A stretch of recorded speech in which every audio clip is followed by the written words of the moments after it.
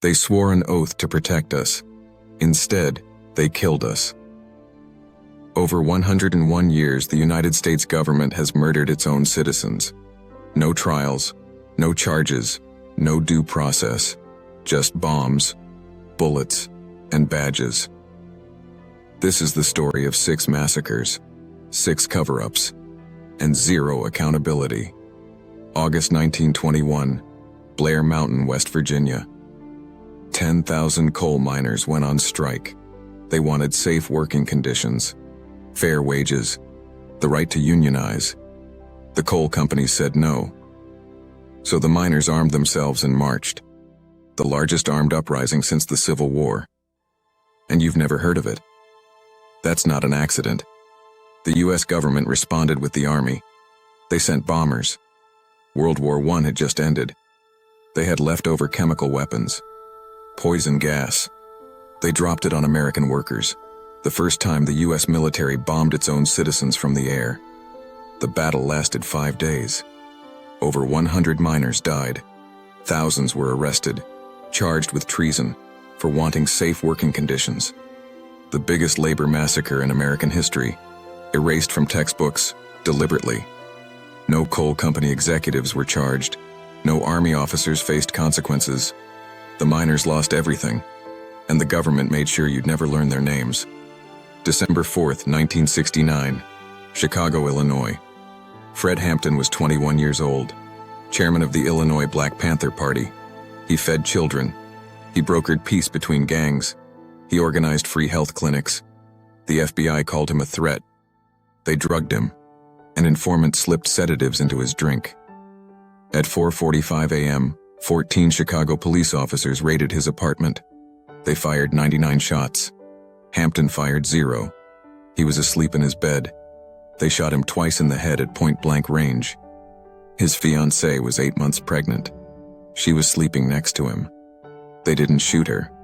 They wanted witnesses. The FBI called it a shootout. Ballistics proved it was an assassination.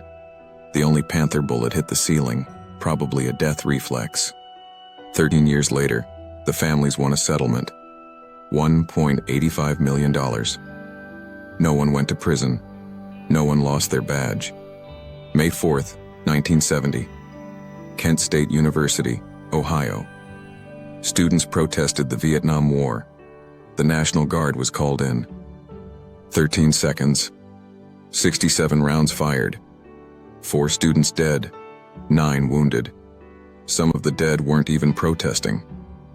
Sandra Scheuer was walking to class. She was 300 feet away. The closest student killed was 265 feet from the guardsman. That's the length of a football field. No guardsmen claimed they feared for their lives. They just fired. President Nixon blamed the students, called them bums. A grand jury indicted 8 guardsmen. The charges were dismissed. Civil suits took 8 years.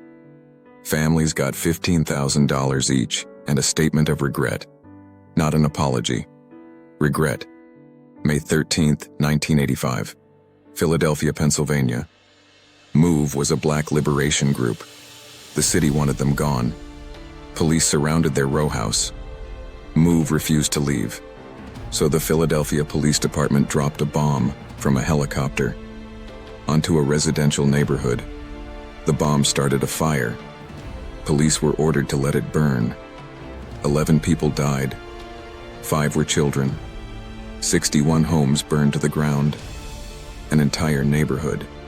2 city blocks. Gone. Mayor Wilson Goode called it a collective decision. A commission called it unconscionable, reckless, grossly negligent. 1 officer got fired. 1 got 16 months in jail. The bomb dropper kept his job. August 21st, 1992. Ruby Ridge, Idaho. Renée Weaver missed a court date on a gun charge. The government responded with a siege. U.S. Marshals surveilled his property. They shot his dog. His 14-year-old son Samuel fired back. They killed Samuel. The next day, an FBI sniper shot Renée Weaver. Then he shot Vicki Weaver. She was standing in the doorway, unarmed, holding their 10-month-old baby. The sniper shot her in the face. Through the door. She died instantly. The baby wasn't harmed. The FBI said the rules of engagement allowed it.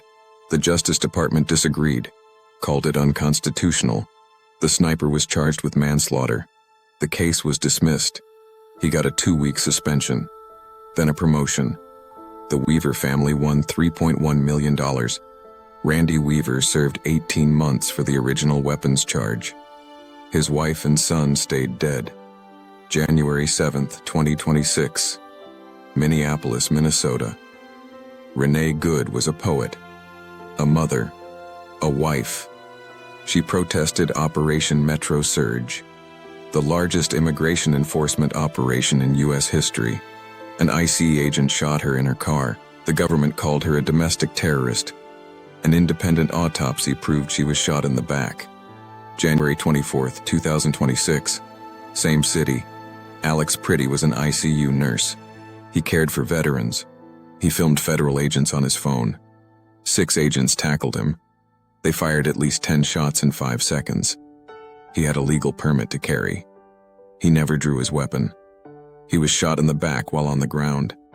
President Trump said they were not angels, but their deaths should not have happened. The Department of Homeland Security put 2 agents on administrative leave. That's it. So far. Both were U.S. citizens. Both were murdered on camera. Both were blamed for their own deaths. It's February 2026. The investigation continues. 101 years. 6 massacres. Hundreds dead. Coal miners. Black activists. College students. Mothers. Nurses. Children. The pattern is clear. The government kills. The government investigates itself.